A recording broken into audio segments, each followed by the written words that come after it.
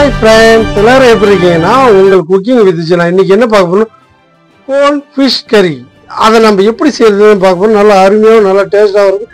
நல்லா தேங்காய் மட்டும் போட்டு அதை நல்லா பேஸ்ட் பண்ணி அதுக்கப்புறம் எப்படி அதை நம்ம செய்ய போகிறோங்கிறத இந்த வீடியோவில் பார்க்க போகிறோம். வாங்க ஃப்ரெண்ட்ஸ், அதை எப்படி செய்யறதுன்னு நாம் பார்க்கலாம்.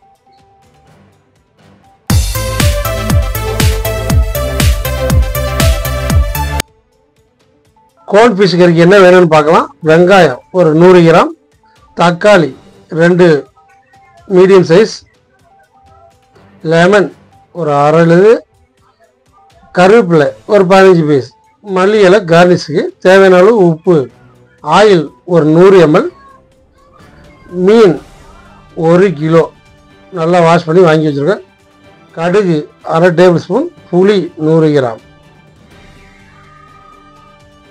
நாம் முதல்ல எல்லாத்தையும் பேஸ்ட் பண்ணிக்கலாம். எப்படின்னா, தேங்காய் 1 பொடிசாக நறுக்கி அதை சேர்த்துருக்கோம், சின்ன வெங்காயம், பூண்டு, இஞ்சி அதெல்லாம் சேர்த்து ஒரு 70 கிராம் அதையும் சேர்த்துக்கலாம். அதுக்கப்புறம் 5 வரமிளகாய் அதையும் அதோடு சேர்த்துக்கலாம்.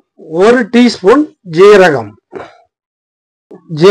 அரை டேபிள் ஸ்பூன் சோம்பு, 1 டீஸ்பூன் மிளகு, 1 டேபிள் ஸ்பூன் மல்லி எல்லாத்தையும் சேர்த்துக்கலாம். புளியை இதோடு சேர்த்து நாம் பேஸ்ட் பண்ணிக்கலாம்.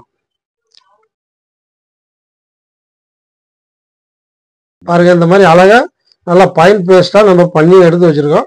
அதுக்கப்புறம் நம்ம தாளிப்பு எப்படி போடுறதுன்னு பார்க்கலாம். முதல்ல ஆயில் ஊற்றிக்கலாம்.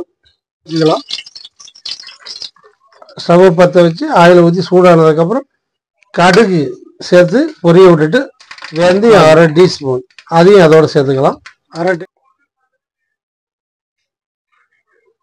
அது நல்லா பொரிஞ்சு வந்ததுக்கப்புறம் சின்ன வெங்காயம், கருவேப்பிலை சேர்த்து சின்ன வெங்காயம் ரோஸ்ட் பண்ணிக்கலாம். சேர்த்து வதக்கிக்கலாம். அது நல்லா ரோஸ்ட் ஆகி வந்ததுக்கப்புறம் தக்காளி சேர்த்துக்கலாம். தக்காளி சேர்த்து ரோஸ்ட் பண்ணிவிட்டு ஒரு அரை டீஸ்பூன் மஞ்சள்தூள் சேர்த்துக்கலாம். அவ்வளோதான். சேர்த்துட்டு நம்ம ஆல்ரெடி அரைச்சி வச்சிருக்கிற மசாலா இதோட சேர்த்துக்கலாம். சேர்த்து நல்லா இதோடைய பச்சை ஸ்மெல் போகிற அளவுக்கு நல்லா கொதிக்க விட்டு நல்லா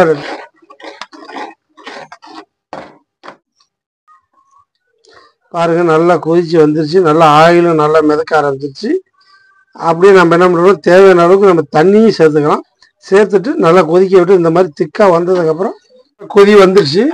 அப்படியே நல்லா கொதிக்க விட்டு அதோடைய பச்சை ஸ்மெல் போகிற அளவுக்கு நம்ம கொதிக்க விட்டுக்கலாம்.